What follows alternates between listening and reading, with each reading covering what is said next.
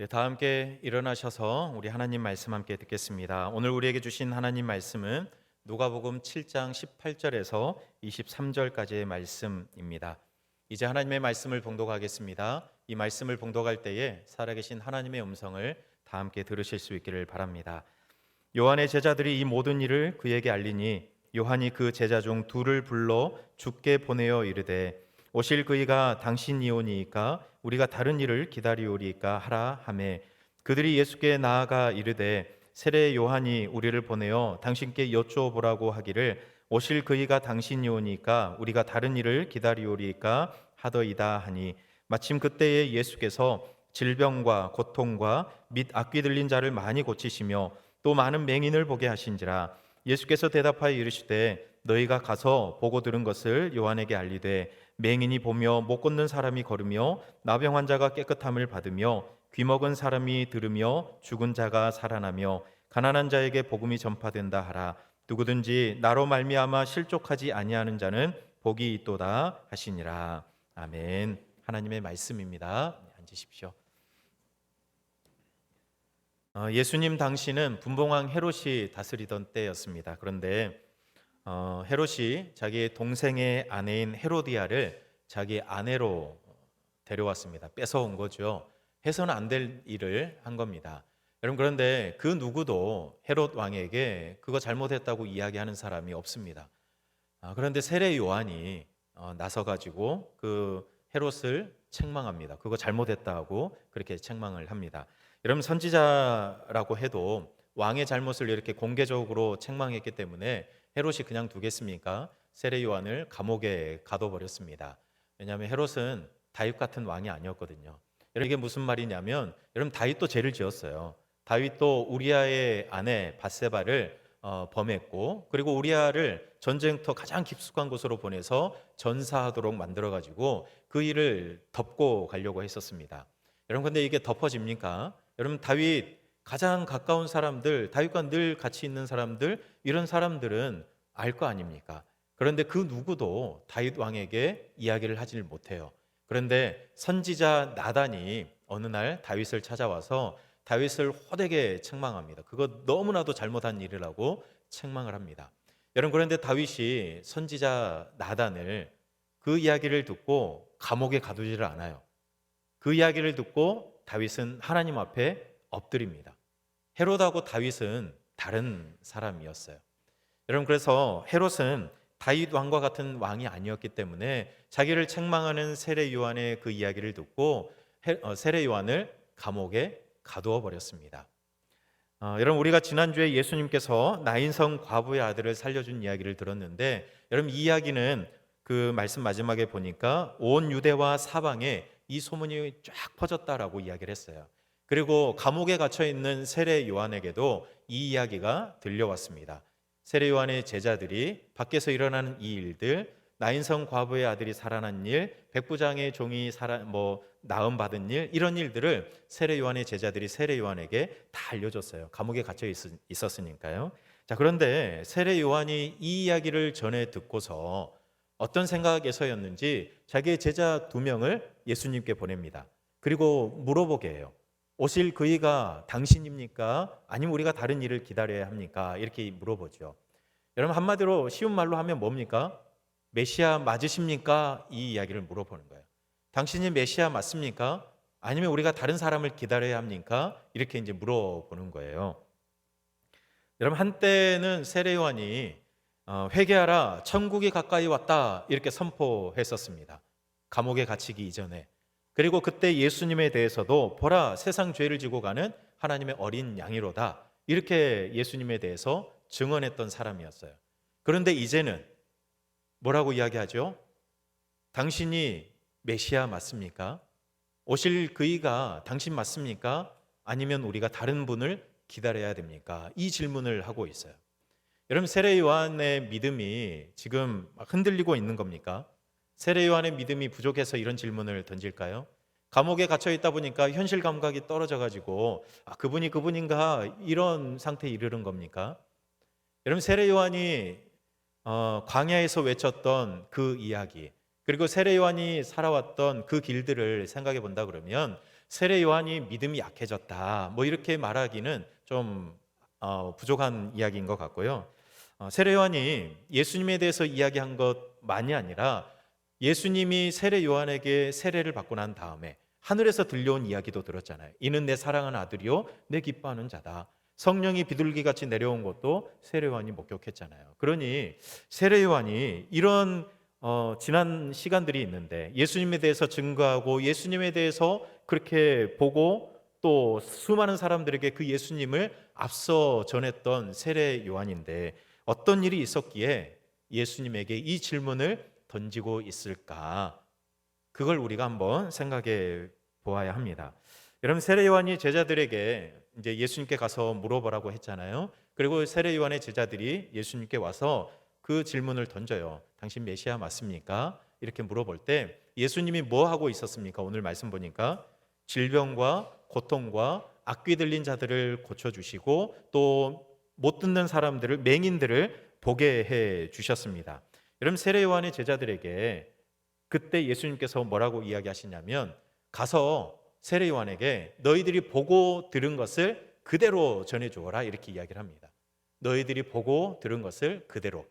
그러면서 예수님이 덧붙인 말이 있어요. 뭐라고 이야기하냐면 맹인이 보고 못 걷는 사람이 걷고 나병 환자가 고침을 받고 귀먹은 사람이 듣고 죽은 사람이 살아나고 가난한 자들에게 복음이 전파된다. 이걸 너희들이 보았는데 그것을 가서 전해라. 본 그대로 들은 그대로 가서 전해라 라고 그렇게 이야기를 합니다. 그러니까 당신이 메시아 맞습니까? 물어보는 세례 요한의 질문에 대한 예수님의 답이 이거였어요. 여러분, 그런데 예수님은 어느 날 그냥 갑자기 이런 일을 하신 분이 아니셨어요. 처음 공생애를 시작하실 때에도 오늘 대답과 비슷한 이야기를 하셨거든요. 나사렛 회당에서 사람들에게 처음 나타나셨을 때에 이사야 선지자의 말을 인용하시면서 자신의 사역에 대해서, 메시아 사역에 대해서 이야기를 하신 적이 있습니다. 포로된 자에게 자유를, 또 눈먼 자에게 다시 보게 함을, 눌린 자를 자유롭게 하고 주의 은혜의 해를 전파하려고 내가 왔다라고 이야기를 하셨거든요.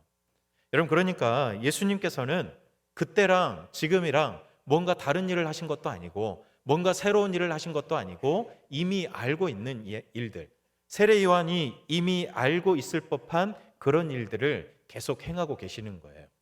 여러분, 예수님이 인용한 말씀이 이사야 말씀이잖아요.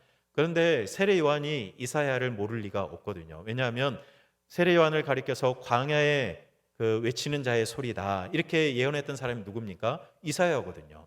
그러니까 세례 요한은 이사야를 알고 있고 또 이사야가 증거했던 예수님에 대한 이야기도 분명히 알고 있었을 겁니다. 그런데 세례 요한이 의문이 들었던 건 이거죠. 그걸 몰라서가 아닙니다. 예수님이 어떤 일을 할지를 몰라서 이렇게 의문이 들어 물었던 것이 아니라 잘 알고 있는 그 예수님에 대한 일들이 예수님이 진짜 그 일들을 하고 있으니까 의문이 드는 거예요.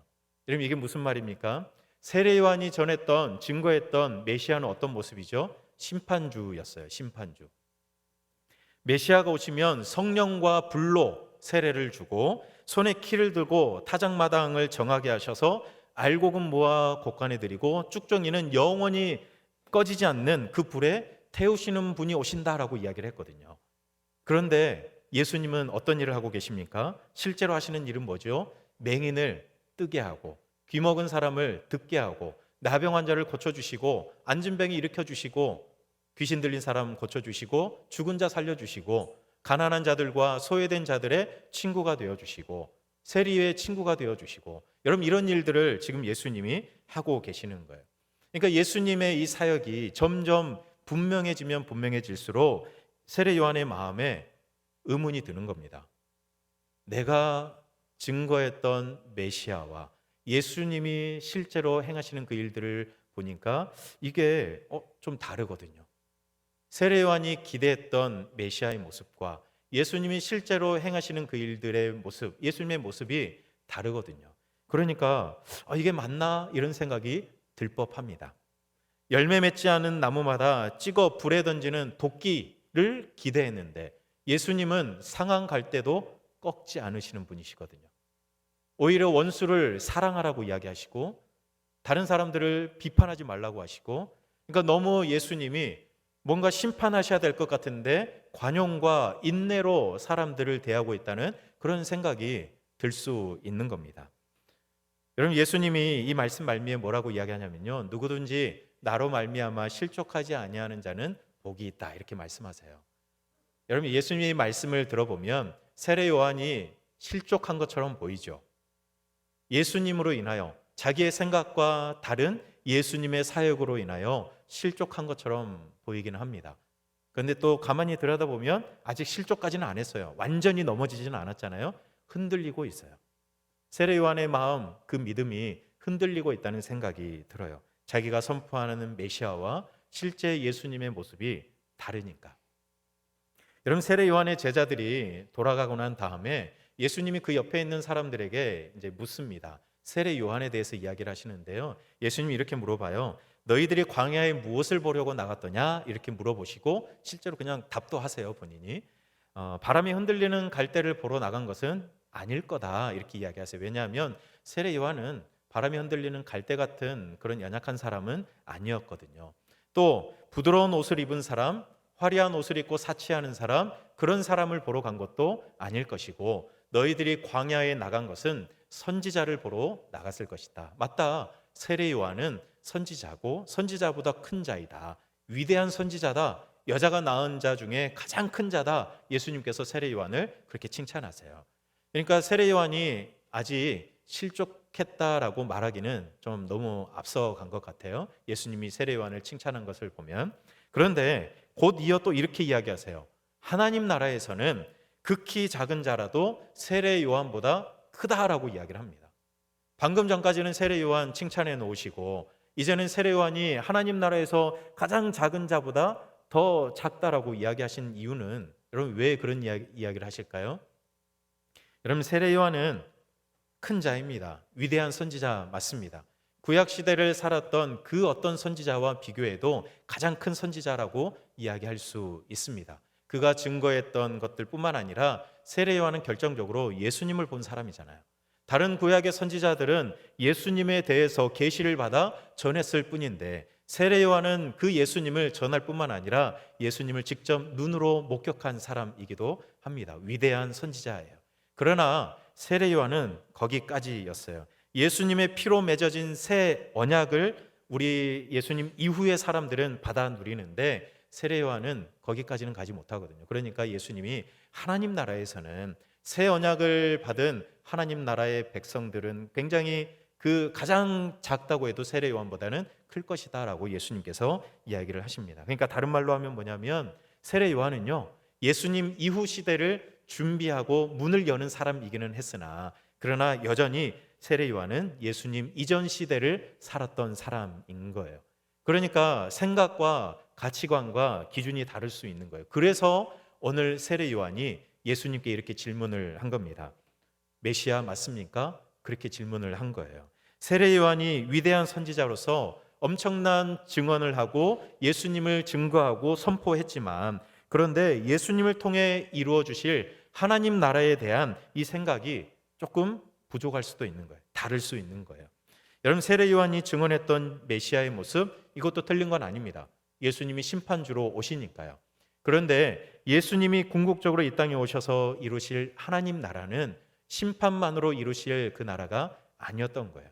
그러니까 예수님이 오셔서 심판만 하신 것이 아니라, 예수님이 소외된 자, 굶주린 자, 가난한 자, 세리, 창녀, 이런 사람들의 친구가 되어주시고, 또 못 듣는 자, 또 못 보는 자, 이런 사람 고쳐주시고 한 것 아니겠습니까? 그러니까 세례 요한도 하나님 나라를 분명히 알고 있었겠지만 한 부분만 알고 있었기 때문에 이런 질문을 던지는 거예요. 여러분, 세례 요한만이겠습니까? 세례 요한의 제자들, 예수님 주변에서 지금 있는 예수님의 제자들과 수많은 사람들도 이런 생각할 수 있는 거예요. 자기들이 기대했던 메시아는 이게 아닌데, 자기들이 기대했던 메시아의 모습은 이렇게 가난하고 소외된 자를 찾아다니시고 아픈 사람 고쳐주시고 귀신 쫓아내주시고 이것만 하시는 분은 아닐 텐데, 뭔가 강력한 심판주로서 지금 로마도 때려 눕히고 또 죄 지은 사람도 다 갈아엎고 이런 일을 하셔야 될 것 같은데, 예수님에게서 그런 모습을 못 보는 거죠. 그래서 예수님이 이야기하시는 겁니다. 너희들의 생각과 다르다고 흔들리거나 실족하지 말고 예수님이 어떤 말씀을 하시든 어떤 일을 하든 그것을 받아들이고 믿는 사람이 되었으면 좋겠다라고 이야기하시는 거예요. 나로 말미암아 실족하지 아니하는 자는 복이 있도다. 예수님이 그래서 그렇게 말씀하시는 거예요. 여러분 사실 흔들릴 수 있습니다. 조금 흔들릴 수 있어요. 그러나 실족하여 넘어지지는 말라는 겁니다. 흔들릴 수는 있으나 믿음을 저버리지는 말라는 겁니다. 여러분 누구나 흔들릴 수 있어요.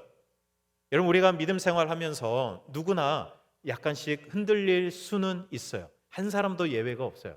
이 자리에 있는 우리 모두는 다 흔들릴 수 있습니다. 그러나 실족하여 완전히 넘어지지는 말라는 그런 당부를 예수님께서 하시는 거예요. 여러분 다행인 것은 세례 요한이 흔들렸어요. 그런데 그 상태로 그냥 두는 것이 아니라 그 답을 찾기 위해서 예수님께 질문을 던졌다는 게 참 다행인 겁니다. 감옥에 갇혀서 그냥 그분이 메시아 맞을까? 온갖 상상의 나래를 다 펼쳐도 해결이 안 되는 거예요. 그런데 예수님께 물어봤잖아요. 맞습니까? 제가 기다리는 메시아 맞습니까? 물어보잖아요. 그리고 해결하려고 하는 것. 이게 굉장히 중요한 태도입니다. 여러분 세리들과 많은 백성들은 요한의 세례를 받고 예수님을 따랐어요. 그런데 바리새인과 또 율법 교사들은 세례 요한의 세례도 받지 않고요. 하나님의 뜻을 따르지 않아요. 오늘 말씀 이후에 예수님이 계속해서 말씀을 이어가면서 그 이야기를 하시는 거예요. 그런데 왜 바리새인과 율법 교사들은 세례도 받지 않고 왜 하나님의 뜻을 따르지 않을까? 왜 그럴까요? 오늘 이 말씀과 이어지는 거예요. 자기들의 생각과 다르거든요. 하나님의 뜻, 예수님이 오셔서 하는 일들, 세례 요한의 증거 이런 것들이 자기들의 기대와 너무 다른 거죠. 그러니까 그거를 밀어내는 거예요. 여러분 그래서 예수님은 바리새인과 율법 교사로 대표되는 이 세대가 무엇과 같은지 이야기를 하시는데 뭐라고 이야기하냐면 장터에 아이들이 앉아서 피리를 불어도 그 누구도 춤추지 않고 곡하여도 울지 않는다라고 이야기를 해요. 이 세대가 그렇다. 피리를 불어도 춤추지 않고 곡해도 울지 않는 세대. 여러분 뭡니까? 춤을 추든지 울든지 그래도 하나는 해야 될 거 아닙니까? 그런데 아무것도 하지 않는 거예요. 이것도 싫고 저것도 싫다. 세례 요한도 싫고 예수님도 싫다. 세례 요한은 너무 엄격해서 싫고 예수님은 너무 자유분방해서 싫다. 세례 요한에게는 포도주도 먹지 않고 떡도 먹지 않고 그러니까 귀신 들렸다고 비난하고 반대로 예수님은 떡도 먹고 포도주도 마시니까 먹기를 탐하고 포도주를 즐기는 자라고 비난하는 거예요. 자기들의 생각과 다르니까 자기들의 기대와 다르니까 자기들의 생각과 다른 것들은 다 밀어내 버리는 거예요. 저거 아니다, 저거 아니다 그렇게 이야기를 하는 거죠. 여러분 예수님이 이야기하는 그 세대의 모습은 우리가 살아가고 있는 이 세대와도 들어맞지 않습니까? 피리를 불어도 춤추지 않고 곡하여도 울지 않는 시대. 우리가 살아가고 있는 시대가 그렇지 않습니까? 내 생각과 다르면 그 사람이 피리를 불어도 별로 춤출 생각이 없고 그 사람이 곡해도 울 생각이 없어요. 내 생각과 다르면 뭔가 이야기를 하면서 맞춰가고 같이 울고 같이 춤추고 그렇게 해야 될 것 같은데 내 생각과 다르면 나 그거 안 한다. 밀어내고 적대시하는 그런 시대잖아요. 점점 극과 극으로 나뉘어지는 시대를 우리가 살아가고 있잖아요. 여러분 이 시대의 모습이 교회에는 없을까요? 교회도 있습니다. 교회에도 우리가 익히 살아온 생각과 지식과 경험들, 신앙의 모습들 이런 것들이 있는데 내 생각과 이런 것들 경험과 다르면 그것들을 받아들이려고를 하지 않습니다. 밀어내죠. 그런 모습 교회에서 보게 됩니다. 세상에만 있는 모습이 아니라 교회에도 있어요. 바리새인들, 율법교사들 얼마나 하나님 열심히 믿는 사람입니까? 그런데 자기들의 생각과 다르니까 밀어내는 거예요. 세례 요한도 싫다, 예수님도 싫다, 다 싫다라고 이야기를 하는 거예요. 여러분 그러다 보면 마음이 힘들고 흔들리고 믿음이 흔들릴 수 있는 그런 일들이 계속해서 일어날 수밖에 없는 거예요. 우리가 살아가고 있는 이 세대가 이렇다 보니까 그럴 수밖에 없어요. 여러분 나를 좋아하는 사람만 있겠습니까? 아니잖아요. 나를 죽을 만큼 좋아하는 사람도 있지만 죽을 정도로 싫어하는 사람도 분명히 있을 거 아니에요. 그렇죠? 그러니 상대방을 생각하면 내 마음이 실족되고 흔들릴 수 있는 거죠. 얼마든지 우리는 내 마음과 믿음이 흔들릴 수 있는 그런 환경에서 살아가고 있는 거예요. 여러분, 신앙생활을 하면서 의심을 품지 않는 것이 진짜 좋은 믿음일까요? 그러면 얼마나 좋겠습니까? 흔들리지 않는 믿음으로 살아가면 얼마나 좋겠습니까? 그런데 그럴 수가 없어요. 여러 가지 문제 앞에 서면, 문제를 만나면 우리는 심지어 하나님을 의심할 때도 있잖아요. 하나님 살아 계십니까? 이러면서 하나님을 의심할 때도 있잖아요. 우리의 믿음이 흔들릴 때가 분명히 있어요. 세례 요한도 그랬잖아요. 세례 요한도 흔들려요. 자기가 선포했던 메시아의 모습과 들려오는 예수님의 모습이 다르니까 의심되잖아요. 흔들리잖아요. 메시아 맞습니까? 그렇게 이야기하거든요. 여러분도 혹시 그랬던 적이 없습니까? 하나님의 말씀, 하나님의 뜻, 내게 들려오는 하나님의 뜻은 그런데 내 생각과 달라서 혹시 여러분의 믿음이 흔들린 적은 없습니까? 여러분 함께 신앙생활하고 있는 그 누군가로 인해서 목사님, 장로님, 집사님, 권사님 이런 분들을 통해서 혹시 여러분의 믿음이 흔들린 적은 없습니까? 흔들릴 수 있습니다. 누구든 흔들릴 수 있어요. 그런데 우리의 이런 실망 때문에 의문을 가질 수 있고 흔들릴 수 있지만, 그러나 믿음을 놓아버릴 정도는 아니길 바라는 거죠. 나로 말미암아 실족하지 않았으면 좋겠다. 흔들릴 수는 있어요. 그러나 실족하여 넘어지지는 말라는 예수님의 바람이 담겨져 있는 거예요. 여러분, 그때 혼자 이런저런 생각하거나 상상하면 더 흔들려서 넘어질 수 있습니다. 어떻게 해야 됩니까? 예수님께 나와야 됩니다. 세례 요한이 예수님께 물어보았던 것처럼 예수님께 물어봐야죠. 예수님께 나가야죠. 여러분, 목사인 저라고 안 흔들리겠습니까? 늘 딱 이렇게 서 있을 것 같습니까? 아닙니다. 많이 흔들립니다. 그러지 않은 척하면서 살아가는 것일 뿐이지 여러분 많이 흔들려요. 믿음도 흔들리고 생각도 흔들리고 그래요. 그럴 수밖에 없어요. 그런데 그렇지 않으려고 또 애를 쓰는 거죠. 흔들릴 수 있지만 실족하지 않기 위해, 넘어지지 않기 위해서 애를 쓰는 거예요. 그래서 하나님 앞에 가서 물어야죠. 기도해야죠. 하나님, 이거 맞습니까? 하나님, 이렇게 하는 게 내 생각은 이런데 하나님의 말씀은 이러네요. 하나님, 이게 맞습니까? 물어봐야죠. 토요일마다 걸으면서 묻습니다. 저는 하나님 앞에 묻습니다. 하나님, 이거 맞습니까? 계속 걸어다니면서 남산도 걷고 청계천도 걷고 그러면서 물어봅니다. 안 물어보면 안 돼요. 실족할 수 있거든요. 그리고 말씀 펴서 매일 들여다봅니다. 여러분, 목사라고 이렇게 말씀 이렇게 딱 펼치면 곧바로 딱 그래요. 이거 맞죠? 은혜 받고 막 그러겠습니까? 아니에요. 보고 또 보고 또 보고 그래야 하나님의 뜻이 깨달아지고 하는 거거든요. 그런데 계속해서 펼쳐서 보는 거예요. 몸부림치는 거죠. 흔들릴 수 있으나 내가 완전히 넘어지지 않게 몸부림치는 겁니다. 저도 흔들리는 갈대와 같은 사람이거든요. 그렇죠? 여러분도 마찬가지겠지만 우리는 다 흔들릴 수밖에 없는 사람들이에요. 이걸 우리가 인정해야 돼요. 우리는 결코 꼿꼿하게 서서 결코 흔들리지 않는 그런 사람들이 아닙니다. 우리는 얼마든지 많이 흔들릴 수 있는 갈대 같은 사람들이에요. 그런데 그때 우리는 예수님을 바라보는 게 중요합니다. 여러분, 예수님은 이런 우리를 너무 잘 알고 계시거든요. 우리가 의심하거나 흔들릴 때 그때 우리를 정죄하지 않고 예수님은 우리를 바라보시고 품어주시는 거거든요. 낙심하는 제자도, 흔들리는 이 선지자도, 또 믿음 없는 말과 행동을 하는 목사나 성도들도 우리 예수님은 그냥 있는 그 모습 그대로 보시면서 이해하시고 인정해 주시고 바라봐 주시는 거거든요. 우리의 연약함을 알아 격려해 주시고 흔들려도 포기하지 않게 일으켜 주시고 또 실족하지 않게 이해시켜 주시고 위로해 주시는 분이 예수님이세요. 왜냐하면 예수님은 완전하신 분이시거든요. 우리는 연약하여서 흔들릴 수 있지만 예수님은 완전하신 분이시거든요. 우리의 생각은 이리 갔다 저리 갔다 계속 바뀔 수 있으나 예수님은 완전하신 분이시거든요. 여러분, 그래서 나를 보거나 다른 사람을 보거나 내 생각을 앞세우면 우리는 흔들려 실족할 수 있습니다. 그러나 완전하신 예수님을 바라보면 되는 겁니다. 여러분, 흔들릴 수 있어요. 그러나 그때 완전하신 예수님께 시선을 고정할 수 있는 믿음의 사람들 되시길 바랍니다. 여러분, 그리고 완전하신 우리 예수님께서 주시는 그 은혜를 여러분이 누린다면 그때 여러분 곁에 누군가가 의심하고 흔들리고 연약하여서 막 쓰러지기 직전인 사람들이 보일 거예요. 그러면 그때 그 사람 뭐라고 하지 마시고, 예수님도 우리에게 뭐라고 안 하셨잖아요. 예수님이 우리에게 그러신 것처럼 흔들려도 실족하지 않게 위로해 주시고 격려해 주시고 일으켜 주시고 품어줄 수 있는 그런 성도가 되었으면 좋겠습니다. 여러분, 우리 예수님은 오늘도 흔들리는 믿음의 사람들을 바라보고 계세요.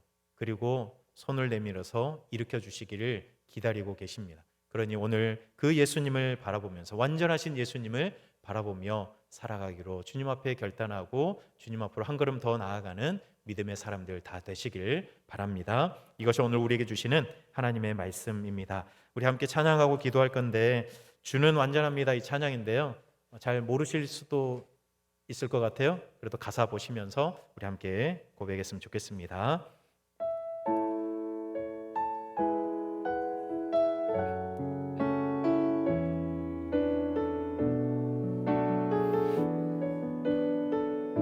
주여, 우린 연약합니다. 주여, 우린 연약합니다. 우린 오늘을 힘겨워합니다.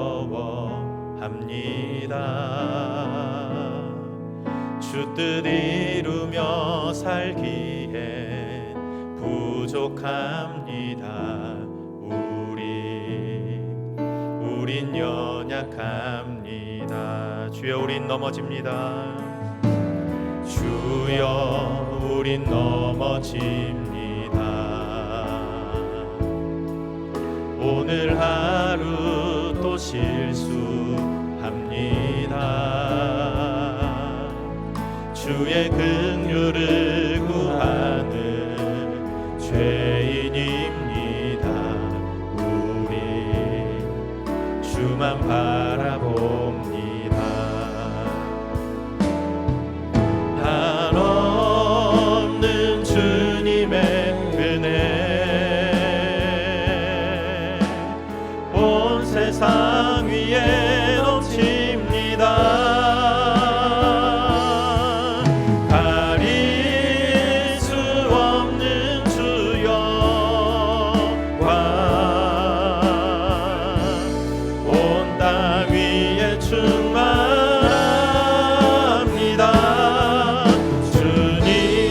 주님만인 길이 오니 우린 그 길 따라갑니다.